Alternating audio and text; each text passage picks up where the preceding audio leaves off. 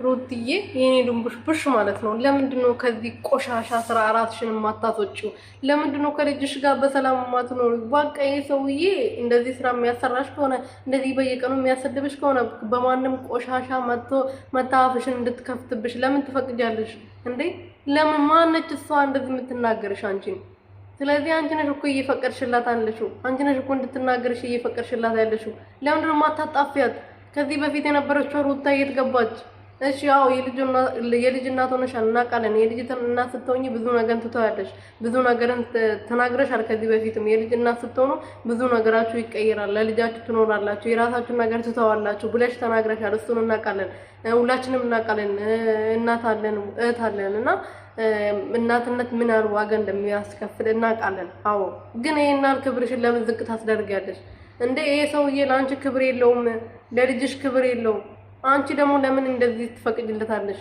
ለምንድን ነው የሱ መነገጃ የምትሆኚው?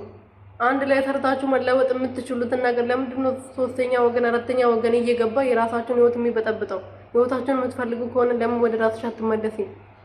እንግዲህ በጣም ስጭት ይላል። አንድ አይነት ስራ አሁን አብርሃም ከትላንት ወዲያ ደህና ነበር። ትላንትና የሰራችሁት ቪዲዮ ምንድነው? እኛን ሌላ ነገር ነበር ስንጠብቅ የነበረው። አብርሃም ይመጣል የበቃ የነበረውን ነገር ለምን እንዴት እንደተሻለው ምክንያቱን ይነግረናል ብለን ነበር ስንጠብቅ የነበረው። የትላንትና ቪዲዮ እኔ ማርያምን ጭራሽ እንደዛ አልጠበቅኩትም። ጭራሽ ከሄርሜላ ከዴቭ ጋር እንደዛ ኮታታኩት ይዞ ይመጣሉ ብዬ አልጠበቅኩም ነበር። ከሩቲ ጋር ወይና አብርሽ መግቢያ ሰርቶ የሚፈልገውን ነገር ለምን እንደዚህ እንደነበረና ማን እንደዚህ እንዳስደረገው ይናገራል ብዬ ነበር ስጠብቅ የነበረውና ሌላ ታሪክ ነው ይዘው የመጡት። እናንተ ራሱ አይሰለቻችሁም እንዴ? አሁን 5 ቀን አላችሁ። ከ5 ቀን በኋላ ደግሞ ምን ይዛችሁ ልትመጡ ነው? አረ በጣም ነው የምታስጠሉት። ሰላም ሰላም ቤተሰቦች እንዴት ናችሁልኝ? እኔ በጣም ደህና ነኝ፣ እግዚአብሔር ይመስገን።